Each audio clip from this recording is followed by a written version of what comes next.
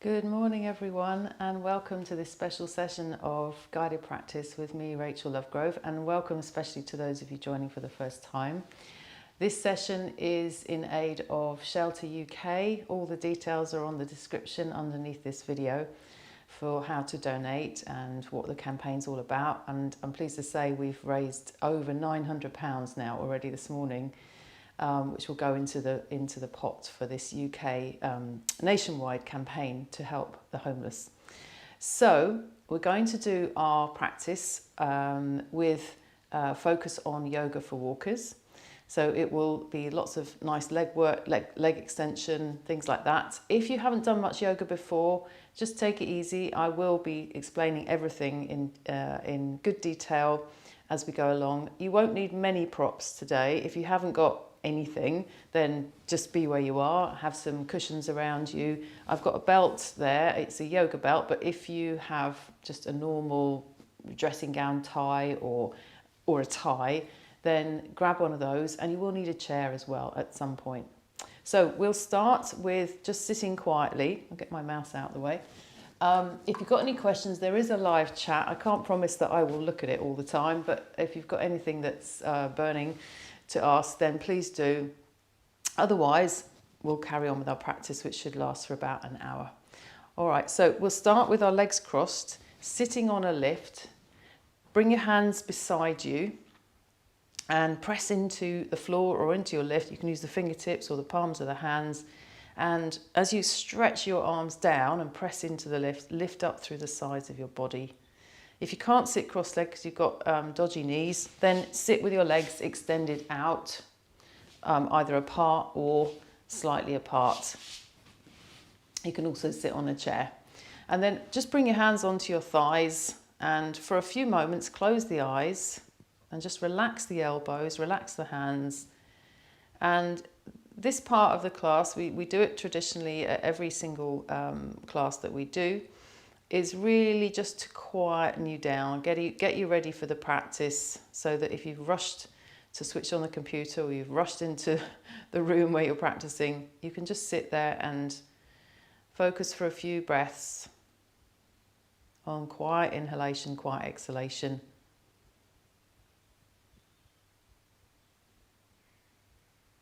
Until the mind kind of settles down.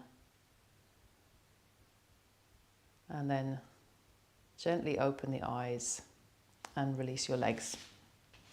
All right, so I'm going to explain everything as I go along, but just follow with me. And we're going to start lying down on the floor. You need to have some space above your head so that you can stretch your arms over. And if you are very stiff in your shoulders, take that tie or that belt, and we'll use that for the arms. And going to lie down on your back and extend your legs away. Legs can be together or they could be a little bit apart. Okay, if you've got lower back problems, have the legs slightly apart. And first of all, don't close your eyes. We're not going to relax. We are stretching the legs, really pushing into the heels. We're going to take the arms up and over and extend the arms over. So if you're very, very stiff, sometimes it's good to have a belt like this that you can hold on to, and you can pull it as you go over, pull it with the hands, and that will help you to get more extension in the shoulders. So stretch the arms over, use the belt if you need to, extend your heels away, so you're stretching through the backs of the legs, and imagine that you had a heavy weight on your thighs, so your thighs are pressing down towards the floor. Let your knuckles graze the floor and slide the knuckles further away. If they don't come to the floor, don't bend the elbows to put them down. Just keep the arms extended. So you're really stretching through the arms, the armpits, the chest, the back muscles. Tummy should feel nice and stretched, although you're not gripping the abdomen. And the legs are extending in the opposite direction. Okay, so from there, we'll bring the arms back and we'll bend one leg towards the chest. Just hold around the back of the knee, especially if you've got knee problems. It's good to hold around the back of the knee rather than around the front, so you keep the space in the back of the knee. Flex both heels, so push both heels away. So the left leg, the down leg, is still extending, and the right calf is getting a bit of a stretch, which is Very important for us walkers. The calf muscles can get very tight. Okay, and then we'll change legs. Other leg coming in. Again, stretch those heels away. Push the right heel especially. That will create a nice bit of traction in the lower back on the right side and extend the hamstring and the calf. And on the left leg, you're relaxing the hamstring whilst extending the calf. And then release. Now, we're going to take some leg stretches. So we'll bring the right knee towards the chest again. And with your tie or your belt, you're going to put that around your foot and stretch your leg up. So if this is really difficult and you're struggling, you can start with the bottom leg bent and then extend the leg up, okay, and flex that heel as much as you can. You'll probably feel a big stretch in the back of the knee, okay, so make sure you've got plenty of belt so you can keep the shoulders down and straighten the leg. Otherwise, keep both legs straight and spread your toes. It's good to stay in these ones for a little while, like a minute or so, rather than kind of taking the legs up and down very quickly, because the body doesn't have time to open up. So give the body time by staying in the pose and make sure that you're not grinding your teeth or holding your breath. Keep the breath smooth and soft. Okay, and we'll change legs now. So bend the bottom leg, bend the other leg and stretch the right leg away. Bring your left knee towards your chest. Throw that belt around the foot. And again, if the leg won't straighten, then bend the bottom leg, put the foot flat on the floor. But if you can, straighten both legs. Shoulders down, chest lifting. Push those heels up. So the more you push the heel up, the more extension you get from the back of the knee, calf, Achilles as well, on both legs. Okay, so we'll just repeat that. One little tip, if you want to get more extension in the back of that leg, in the lower leg, in the calf muscle, put the belt right around the metatarsals, the roots of the toes. It has a different effect than when you put it on the heel or the arch of the foot. And now when you pull down, it will really stretch the back of the leg a bit more, the lower leg, the lower part of the leg. So you could try that on the second repetition. And keep both heels extending. So I'm concentrating on trying to stretch this calf a bit more by pulling on the roots of the toes and pushing the heel up. I can really feel that in the back of the lower leg, but in a good way, not in a painful way. Okay, and then we'll change.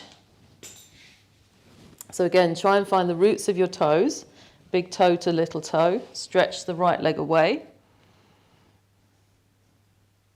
Morning RD, I see that you've said good morning, so I'll say good morning back. And then again, oh, that one's a bit tighter, I can feel that. So notice, you might have one leg that feels a bit tighter than the other, that's completely normal. And give that one a bit more love, a bit more attention, and even out that stretch. Okay, and then we'll release. And we'll just hug both knees onto the chest. Again, if you've got knee problems, hold around the backs of the knees, and that will create a nice bit of space behind the knee so that you're not compressing that joint too much and causing any aggravation in there. Now, to come up, we roll to the side and sit up, and we're going to stand up. That's enough lying around for the Sunday morning. All right, so stand with your feet either together or a little bit apart. Okay, again, if you've got lower back issues, maybe keep the feet a bit apart, or if you've got balance issues, but if you can, bring the legs all the way together. Of course, the knee joints might be bigger, so you might not be able to get the feet completely together. So try and join the inner legs as much as you can. And then stretch your arms down by your sides. Pin your shoulders back. So you're trying to feel, okay, I'm broad across the chest, but also that you're not pulling too much, that you keep broad across the back chest as well. So you feel broad front and back, but nicely lifted in the chest. Okay, now we're going to take the arms out to the sides and turn the palms to face the ceiling, and then bring the arms all the way up. So sometimes with exercise, something like walking, especially if you're hill walking, and you tend to kind of put your back into it, let's say, to go up the hill, sometimes the shoulders can get a bit tight, the back muscles get tight. So here we're going to target those areas and release the muscles of the back, stretch the muscles of the back, the arms, the shoulders, etc. And also by lifting the arms up, you're taking the weight off the hips. And then bring the arms down, release the arms down. Then we've got this one where we interlock the fingers, Badangilyasana, thumbs touch. So you interlock the fingers, can you see that? And then turn the palms away. So stretching the arms forward. So this really goes into the smaller muscles in the arms. And then again, stretch the arms up. Imagine you're pressing the ceiling. Of course, if you're living in a house with low ceilings, you probably can press the ceiling in some places. So really feel that you're opening the palms of the hands. You'll feel this more in the middle back, especially around the sort of back of the diaphragm region. And then bring the arms down. And those that don't know, probably this is the only discipline in which people change the cross of the fingers by moving the fingers over one. So you go from being right-handed to left-handed. And then once again, so it's the same movement, you've just moved your fingers over. It'll feel very odd if you're not used to doing that. Press the palms up towards the ceiling, move the arms a little further back if you can, but try not to push your hips forwards. See if you can stretch up evenly. Okay, and then bring the arms down, stretch to the fingertips, and let's roll those shoulders back. Release any tension that you might have created. And we'll go back to this arms up. And I just want to show you as well with the belt. The belt's brilliant. If you only ever get one yoga piece of equipment in your life, a belt is so versatile. You can hold the belt and take the arms up, especially if you're a bit stiffer, and you can hold the hands a bit wider and then pull the belt and push the belt up, and that gives you a nice bit of resistance to stretch the arms straight. You can even put your wrists in a loop like that and push outwards into the loop. So that's for those of you that are, struggle to stretch the arms up straight. Okay, and then we'll bring the arms down. All right, so yes, we're going to need a wall or a chair, so you can use either. If I show you with the wall, we're doing a half forward bend, basically an L-shaped pose, so the trunk is parallel with the floor, legs vertical. So I'm going to take my hands onto the wall, spaced about shoulder width apart, a bit wider if you're stiffer, and the fingers are really well spread. If you look here, the hands are in line with the top of the chest when you go close to the wall. And then when you step back, try and keep the hands there and see if you can get your legs vertical. It's quite difficult to tell at first, but basically if you go too far back, you'll feel the weight pushing forwards into the shoulders. If you go too far forwards, you won't be able to straighten your arms. So it's somewhere in between that, and you see the hands are a little bit higher than the hips, and then it's like you're trying to push the wall over. Okay, make sure that if you're doing it against the door is actually closed and you're not going to push the door open. Again, the feet can be together or a little bit apart, but tighten your knees by lifting your quadriceps, push your hips back, try and keep your head looking up and straighten those arms. And just hold for a few breaths. If you need to come out earlier, please do. Don't strain yourself, especially if you're quite new at this.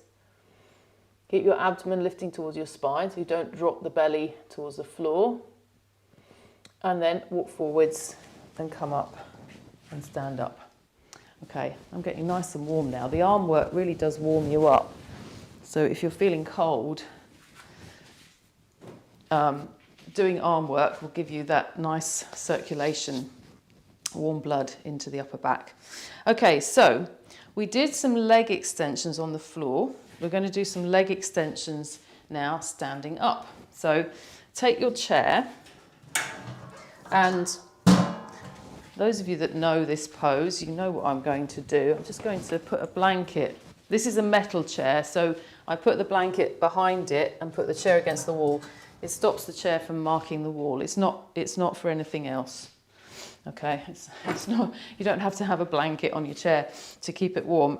But you have to sort of assess how much height you need, and you might be somebody that is quite stiff, especially if you do a lot of walking and not a lot of stretching. You might find the leg doesn't come up very high. So you might be better off just having your foot on the chair like that, and then you hold the belt and you lift your chest and you stretch that heel away again. Or you might be able to go up a bit higher and put the leg on top of the chair, or it could be a table, all right, or it could be a pile of blocks. So just be careful with the balance. If you feel like you're going to fall over because your balance is a bit dodgy, you can put the chair in front and stand with your back to the wall and just bring your foot up. Can't see that. Just bring your foot up, holding onto the wall like that. Okay, so if that's you, if you've got balance issues, please use the wall behind you, and then you've got something to hold on to. Okay, so that's probably given you a bit of time to get your chair ready. And we're going to take the right leg up first. So from Tadasana, that means the feet are together, legs together, stand up nice and tall. Imagine you've got those arms extended up again. And then put the belt underneath the right foot, lift the knee up and stretch the leg forwards. And then I've got my belt on the roots of my toes again, because I want to pull that foot so that the toes come back towards the hip and I get the lower leg extension. On the right, on the standing leg, heel bone pressing down, top of the thigh back. You can have the leg slightly slanted, or to be really correct, that leg should be more under the hip. Okay, but that's difficult for some people in the beginning because the thigh tends to drop forwards. Stand up nice and tall in your chest and try not to look down at your foot. Look straight forwards at eye level. And when you take a breath in, feel the lift of your spine. When you breathe out, feel as if the backs of the legs are broadening, fibers, ligaments at the back of the leg open and extended. Okay, and then bend the right leg, bring that leg down. Just stand for a moment and we'll take the other leg up. So keep the right foot stable and then bring the left leg up. Belt around the toes, roots of the toes, that is, not the toes themselves. And then as you pull back, try to get that nice extension in the calf muscle. Shoulders back, chest lifting. Just look forwards. Oh, by the way, the woolly hat in the picture, that's what we're meant to wear on our walk for home, for shelter. So I thought I'd have it in the video for the practice. I did try wearing it, but it got too hot. So I put it on my Buddha instead. Okay, and then release that leg down. Now we're going to turn and take the leg out to the side. Okay, so now we've got rotational work in the hip, so it's really good for the groin opening. Sometimes walkers tend to get a bit tight here, so we're going to open the groin by taking the leg out to the side. So again, if you've got the wall behind you, you can use that for balance. Oops. And first of all, turn that leg. I've got the belt under the foot, and I'm just going to slide my right hand down and take that leg out to the side like that. And you've got to watch that your hips don't turn now towards the leg, but turn your lower abdomen, diaphragm, chest towards the opposite side, and then you can stretch your arm out. And again, don't take the leg too high. It doesn't have to be super high. What you want to see is that the hips are more or less level. If I go too high, for example, you can see there's a distortion now. Feels nice, but actually it's better if I'm here and I can work on that rotation a bit more. And then we'll release. Now I'm going to turn my back to you. Not that I can see you anyway, but you can see me. And just to do the other side. So again, turn that leg from inside out. Try not to let your bottom go back. Pick the foot up. And then your hips vertically level. This one will be slightly further back, the left one, but try and move the buttock bone forwards and keep the top of the right thigh pressing back. Turn the abdomen and chest towards the right, and then you can stretch your right arm out. You can even have a go at pulling the toes back towards the hip and keep the head at eye level, the eyes at eye level or slightly above, so that you're not dropping the head forwards. Okay, and then we'll release. and come back. Good. All right, so just checking I'm not missing anything out. Yes, so what we're going to do now, you can still use the chair for this. You can use blocks or you can take your hands to the floor, okay? This is a forward bend pose called Uttanasana, and it means intense extension, and what it's extending is the whole trunk and the legs. Simply put, it's a forward bend where you bring the hands down so we get maximum extension through the legs, but also the spine and the the paraspinal muscles are lengthening. Now, if you're very stiff, you might need to bring your hands to a chair and do it this way, okay? The most important thing is that you're not overstraining the backs of the legs, but you are working the backs of the legs. So doing it with the legs bent, unless you've got a severe problem, and nobody's written to me to tell me they have, but if you've got a severe problem, yes, sometimes you need to bend the legs. But generally speaking, if you just bring up the height, then you can keep the legs straight and still work at the pose, all right? Otherwise, you can come down to blocks, the floor, whatever you need, feet parallel, and then walk the hands back in line with the feet and take the head down. So you get into your pose. When you're taking your head down, don't close the eyes, keep the eyes open. Look to see that the feet are completely parallel, that the toes are level with one another. Like that. So you look and see that there's the levelness here, inner edges of the feet parallel. And try not to sink back into the heels. So bring the weight slightly forwards as if the weight is centered on the front of the arch of the foot near the roots of the toes. And then you could fold the elbows and release the head down. Keep those kneecaps lifting. So that's the quadriceps extending up, gripping, contracting, because they work in partnership with the hamstrings. So when the quadriceps are contracting, the hamstrings are lengthening.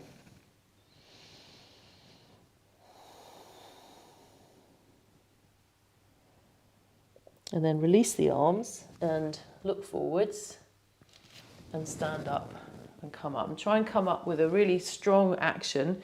So instead of kind of curling up, look forwards as if the sternum bone is being pulled forwards. Stretch the arms back and come up with strong action in the legs and the back. Okay, so that's Uttanasana stretch, and that will lead us on to one of the standing poses, which is called Parsvottanasana. It means sideways intense stretch, but we're going to use the chair. So watch for a second. So those of you that used the chair just now, everybody will repeat exactly what you might have done. The toes are just under the edge of the chair seat. I'm going to turn my hands outwards, and I'm going to step my left leg a really good distance back. The toes don't have to face directly forwards. They have to face just enough so that the heel can come down, but your hips are facing towards the chair. And then you either stay here or you go further forwards and stretch the body forwards, okay? So feet together under the chair. Step the left leg back and stretch that heel down.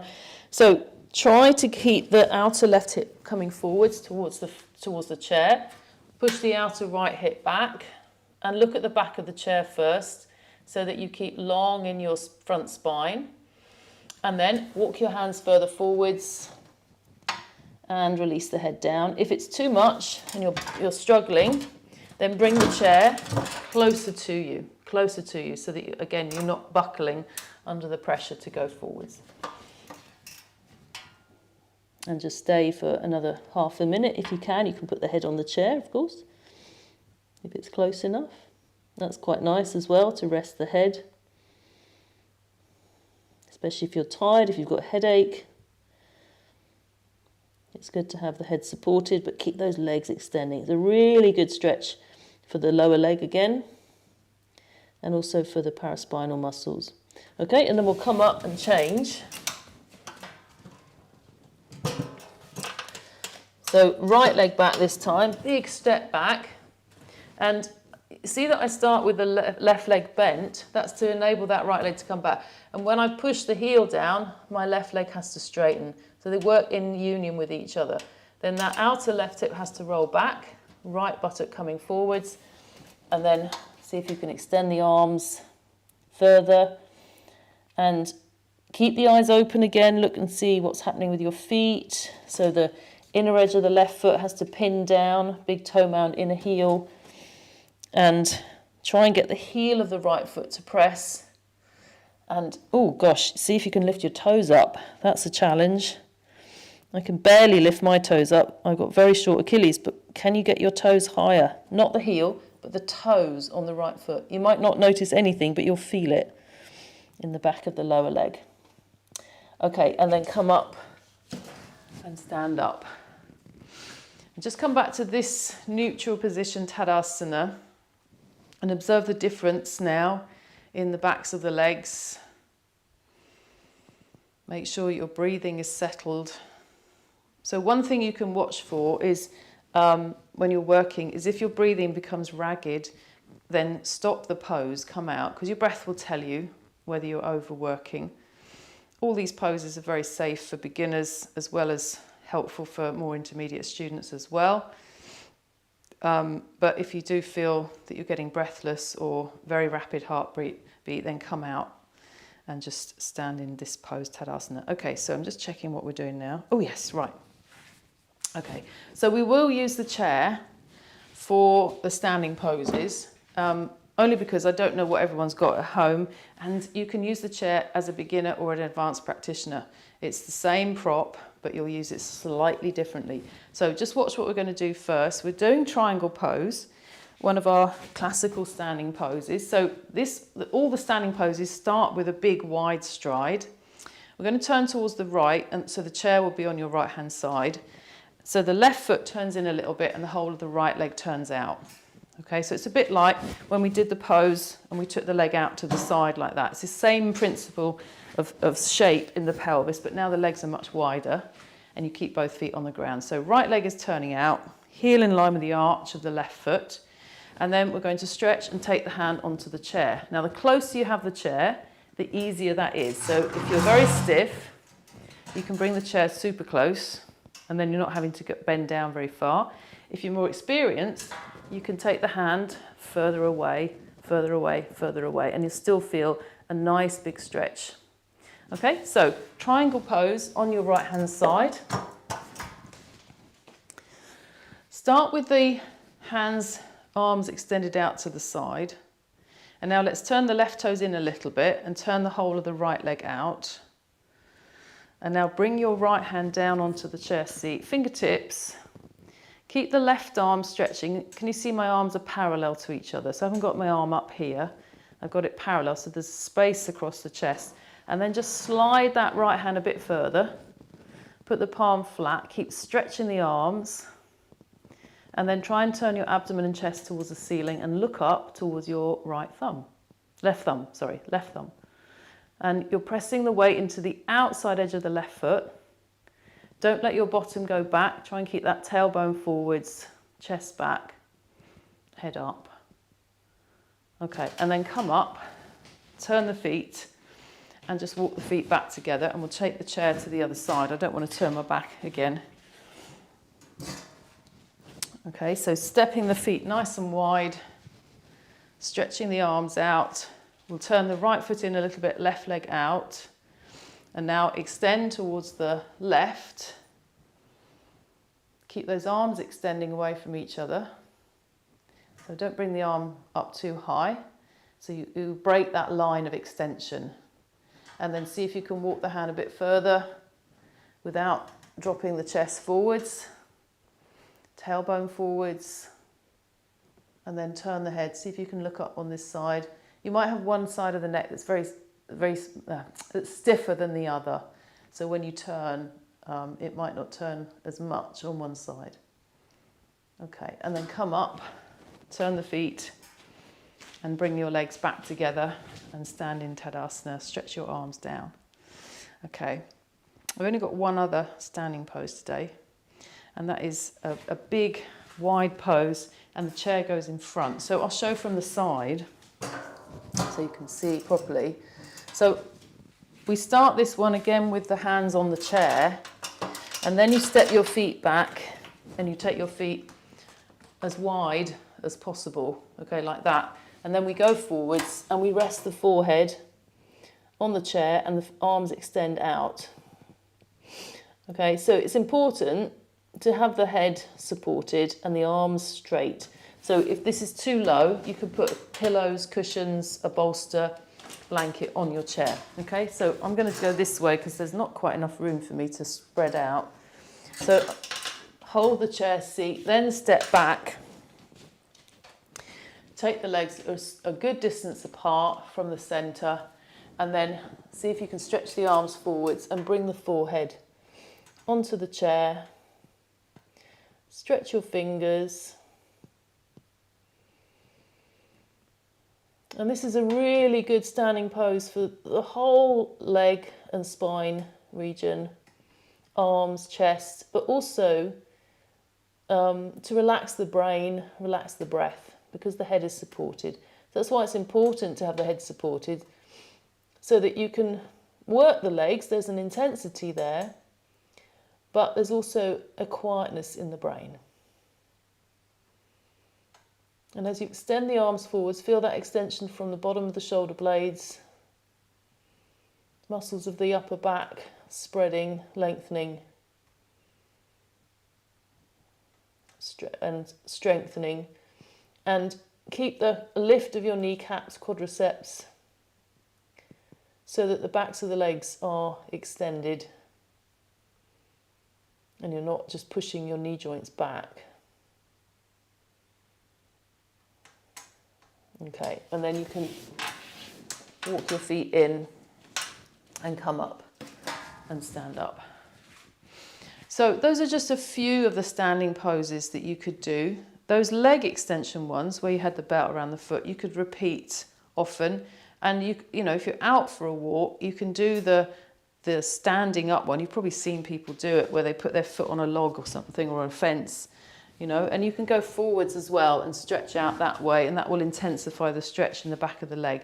But try and keep the legs straight and don't just sort of bounce up and down on the legs. Stay and do a static stretch, and you'll get a much better result than by bouncing on the leg.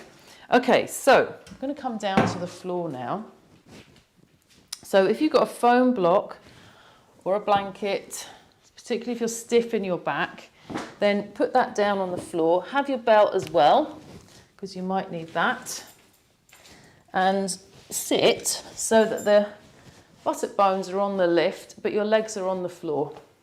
So don't sit back here with the thigh, because the back won't get that lift. And you might not need a block, but basically it's to help you move your sacrum. Sorry, I'm pulling my trousers up, not moving my sacrum.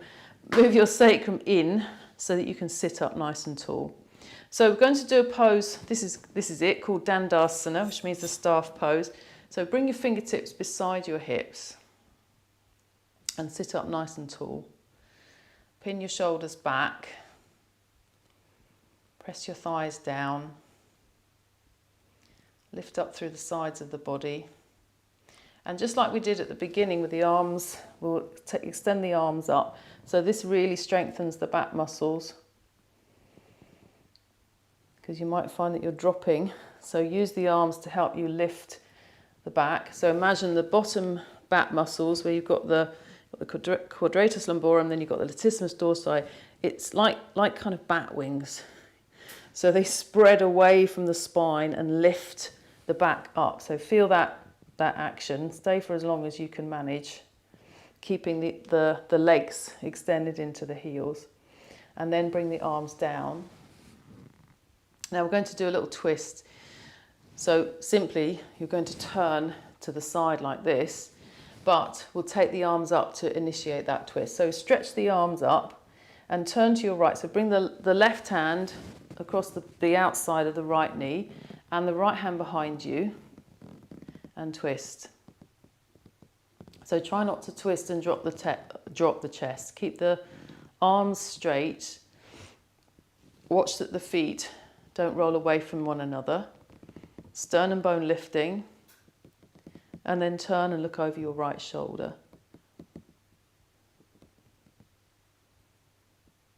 And then come back to the front, and we'll take the arms up once again to go to the other side. Inhale. As you exhale, turn to the left. So the back of the right hand is on the outer left thigh. left hand behind you, lift your chest and turn, and look towards your left shoulder. Watch that the right foot doesn't drop out to the side. And don't forget to breathe. So really important not to hold the breath. Just breathe normally. And then come back to the center. And that one you could repeat several times, but always starting with this lift so that you don't sort of turn on a compressed spine. So we'll take the legs a bit wider now. In fact, you don't need your belt, I don't think. You can still have the lift, or you can sit on the floor. But again, don't sit really high up on the lift. Sit just on the edge and take your legs as wide as you can. I'm trying to see that my heels are level. So you want to find a line on the floor and see that your legs are an even distance apart. And then you can put your hands behind you. Fingers go back or forwards. Forwards is a little bit more difficult. You've got to use your back muscles more. Fingers going back is slightly easier because you can push into your hands. So whatever's easiest for you. And then really push the heels away. So we've got inner groins, we've got hip flexors, we've got backs of the knees, calves, thighs, everything getting extended. Really, really nice stretch to do after a long walk. And then we're going to twist again. So let's take the arms up and stretch up and turn towards the right. I think I have to turn this way because I'm not sure if I'm mirroring or not. Excuse me if I am. We're turning towards the right leg. Bring the hands down and the left hand can go behind, the right hand can go behind, left hand in front. Don't bring the hand across, just bring it beside the right leg so that you can turn with the chest nice and open. And then come back to the front, raise the arms up, inhale, exhale, turn to the other side. And when you turn, see if you can keep the chest in line with the center of the thigh. So if you look down at your sternum bone, mine's sort of going, drifting off towards the camera. So you've got to try and turn as much as you can that chest towards the leg. And then come back to the center. Now we could go forwards here. So those that can go forwards, take the arms up. In fact, everybody take the arms up. And then see if you can extend forwards. Go as far as you can. Reach forwards as far as you can. Might only be a little way, it doesn't matter. Put your hands down wherever they come to. And then see if you can creep a little bit further forwards. But don't let your toes roll in. Keep the backs of the heels pressing down. Toes pointing towards the ceiling. Press the palms. Release the neck. Just let the head drop. If you happen to rest your head on the floor, great. Go for it. But don't let your buttocks lift up. Keep the backs of the thighs down. Keep those quadriceps contracting back. Hamstrings nice and long. And also, don't think about the hamstring length without thinking about the width. So spread the backs of the thighs. Keep those heels extending. And then come up. And what I like to do here is put my hands in the backs of the knees and just pull the legs in so that the quadriceps relax, so that the hamstrings relax, and then I cross my legs and then I release my hands and it just softens everything out. Okay, so we've got now a lying down leg extension, which you might need the belt for, particularly if you've got lower back issues. And then we're going to twist lying down as well. So let me just show you how that looks. I think I've got room to do this from the side. Let's see.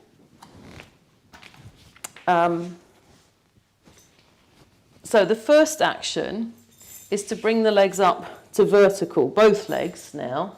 So this is a good stretch for the legs, but also legs have to be vertical, not overstretched.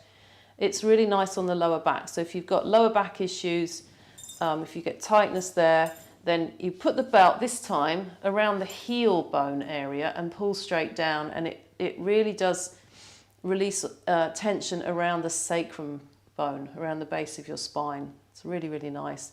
And you can also feel as if the leg bones, the femur bones are moving into the pelvis, which creates a feeling of stability. So you can do it that way.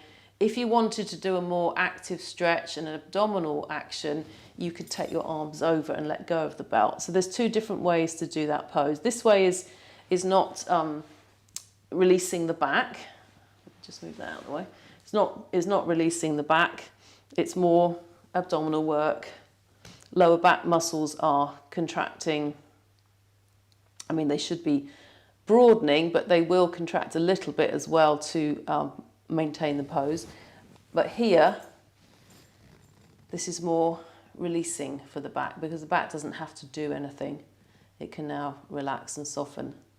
Okay, so two different methods for you there. Now, having been there for a while, we're going to do a twist. So we're going to bend the legs. So the legs will bend. You can hold the belt still, okay, like that. But then eventually you've got to let go, because you've got to stretch the arms out to the sides, palms facing up or down, but in level with your shoulders, not higher than your shoulders. And then you're going to bring your legs off towards the right elbow. But look, I'm not touching the floor with the knees. It's an abdominal twist, so the knees and the feet stay hovering, shin bones parallel to the floor. And then you come up and you go the other way. Now I'm going to turn round because I haven't got room, and you'll see that from the other angle. So let's start again with the legs extended up. Can you see me there? Yes, just about. And if I hold on to the top of the mat, I can pull the mat apart, stretch the legs up straight first, and then bend them again. And now take the knees off towards the right. You don't have to turn the head, because you're controlling it by stretching the left arm out. You can even pull on that mat and it will help you to maintain. And then come up. Deep breath in, and as you breathe out, go to the left and pull on the mat with your right hand, or stretch the right palm. And then come up again. And let's do that twice more. You take a breath in. As you breathe out, go to the right.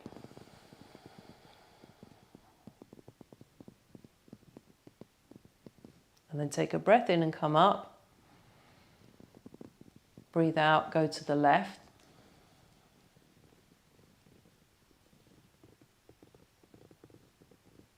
Inhale, come up.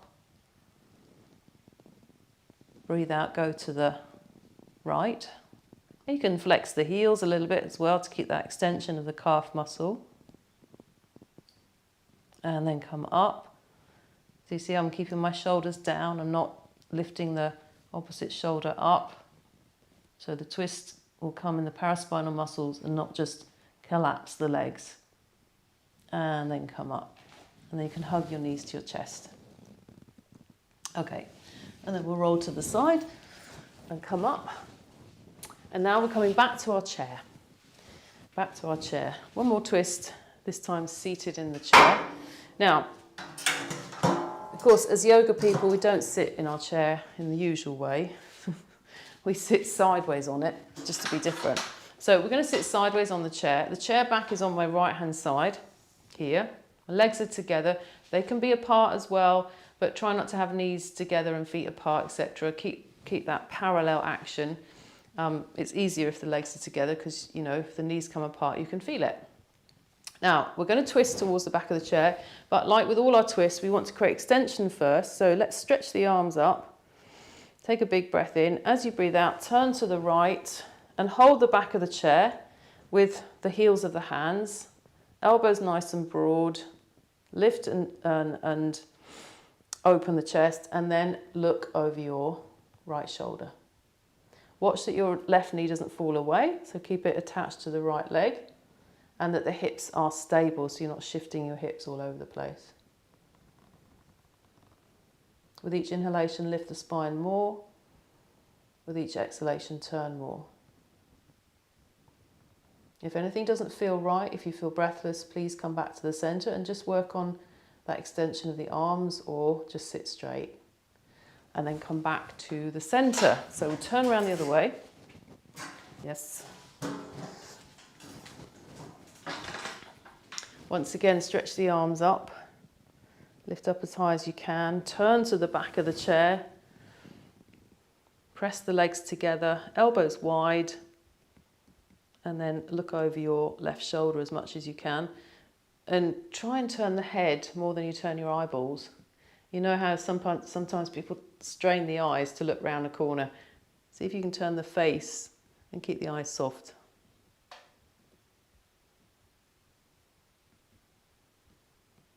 And then come back to the front. Now, this next one, it's not a twist, it's a forward bend action. This is particularly good for the lower back when people have got that tightness again. Also nice and relaxing for the brain. So I think I'll better show this from the front so you can see the position of the feet. So I've got my feet about as wide as my chair legs. And what I'm going to do is come forwards and drop the hands down inside the legs. And then you can reach back and hold the chair legs with the heel of the hand like that. So I'm bracing my arms on the insides of my knees. That creates a nice resistance in the groins and it opens the lower back. Okay, so let's go to the side. So feet as wide as your chair legs. Roll forwards. Bring the arms inside. Stretch the arms down. If you can't reach, then you can put your hands on blocks. You can put your hands on another chair if you're very stiff. And then reach back and see if you can bring the heel of the hand to grip. So I'm stretching my fingers, but I'm kind of pressing the heel of the hand into that bar there, into the chair legs. Of course, it depends what chair you have. And then just take a few breaths. So it's quite a big stretch on those groins, so don't hold it too long. After you've been there a while, you can fold your elbows and just hang the body down.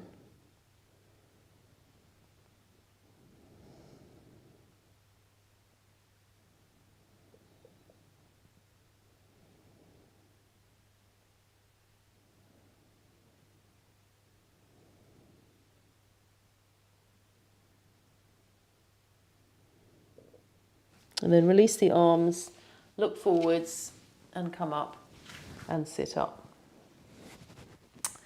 So we've got 2 more poses to do. They're both relaxing, they're both restful poses. It's really important to rest, especially after you've done a big walk and you're doing your stretching exercises. Then the resting at the end helps the nervous system to quieten and for the effects of those stretches to actually percolate, as we say, through the cells of the body. So don't ignore your relaxation at the end. The first thing we're going to do is to rest the legs on the chair and then we'll lie flat. So if you've only got time for one of these, then this first one will be a very good alternative if you haven't got time for the full Shavasana at the end, relaxation. So I'm going to make some height on the chair. I think I'd like a little bit more. You'll see why in a minute. I've got what we call a bolster here. You could use cushions, yoga blocks, so that your body is slightly elevated. I'm going to get a timer, but I'm going to stay here for a few minutes, just 3 or 4 minutes. So I've got to set that up so that I don't fall asleep. Here we go. So I'll set that up. And then to get in, you've got to get onto your lift quite close to the chair. And then lift your legs onto the chair. Oh, now I've lost my clock. Okay. I'm sure we can do it a bit more gracefully than that. So, can you see I've got my legs lifted, but I'm not quite satisfied because my thighs are slanted. So I'm going to go a bit closer to the chair. I'm going to pull the chair a bit closer in. That's better. So this is more vertical. Not quite, but it's okay. Shin bones, well, they're more or less parallel. They could be a little bit higher. But that's not bad at all. And I feel as if the weight of my legs is dropping down into my pelvis, tummy's nice and relaxed, and I can relax my arms out to the sides. So I'm going to give you a few minutes here. I'm sure you're getting ready as well to relax. If you get cold, please do put something warmer on. And then the arms are relaxed out to the sides. Feet are relaxed, legs are relaxed. There's nothing to do except Adjust so that you feel you're in the right position. You can tuck the shoulders under to keep that lift in the chest, but the abdomen should be completely soft. And then gently close your eyes and let go. Now, the inverted poses, so I'm teaching a beginner's class because I know there are some people here watching that haven't done much yoga before. But this is what we would class as an inverted pose because the pelvis is slightly higher.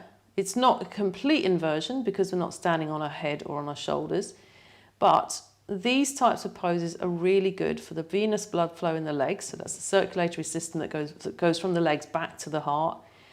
Also for knee problems. So if you get swelling on your knees or anything like that, lying with your legs elevated or even with your legs up the wall where the legs are straight is really effective for helping the inflammation in your knees to go down.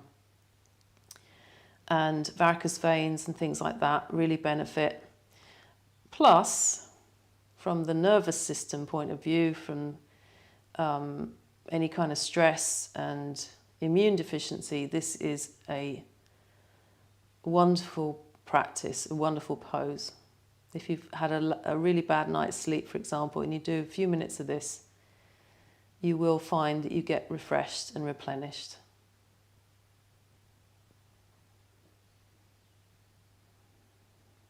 So just close your eyes and let go. There's nothing to do, just listen to my words or listen to the sound of your breath. Just give yourself this couple more minutes to completely surrender and let go.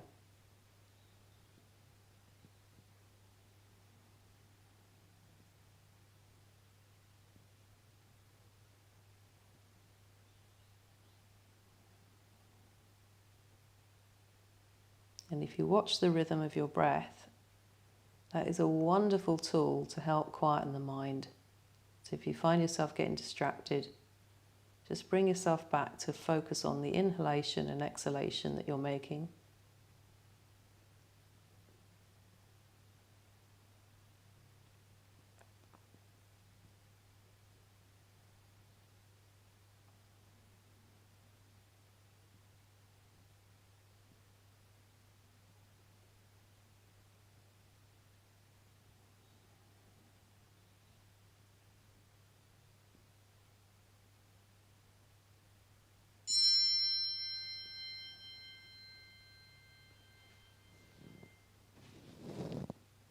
And there's the timer.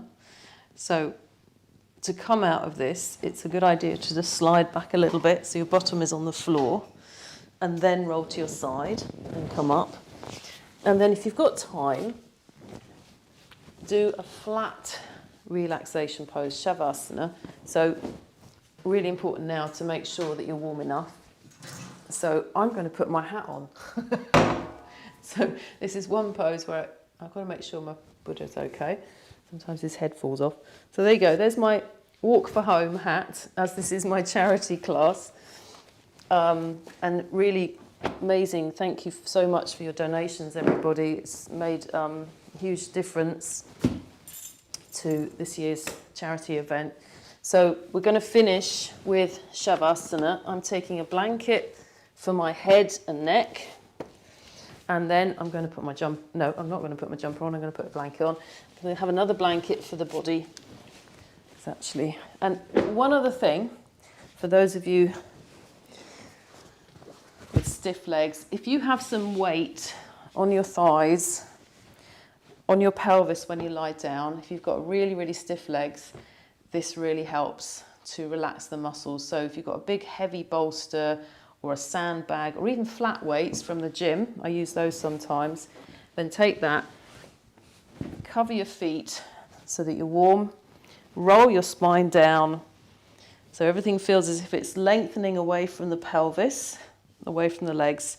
Take the arms out to the sides, tuck those shoulders under, and then relax the arms, relax the legs, and let go. And really feel in this pose that you surrender the arms and the legs completely.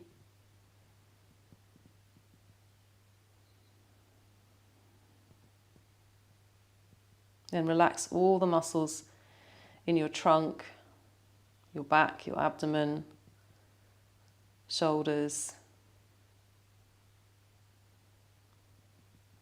Relax your throat, tongue, mouth, jaw.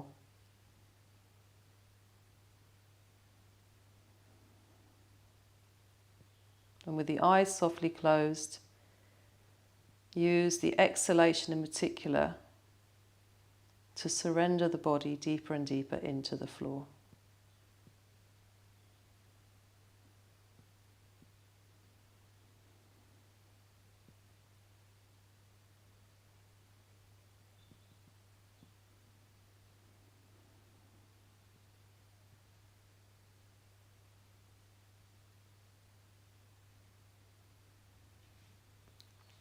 And stay for as long as you need to in your Shavasana. There's no rush, no time limit. And once again, thank you very much for joining us and for your donations. And I look forward to seeing you next time. Thank you very much, everyone. Bye for now.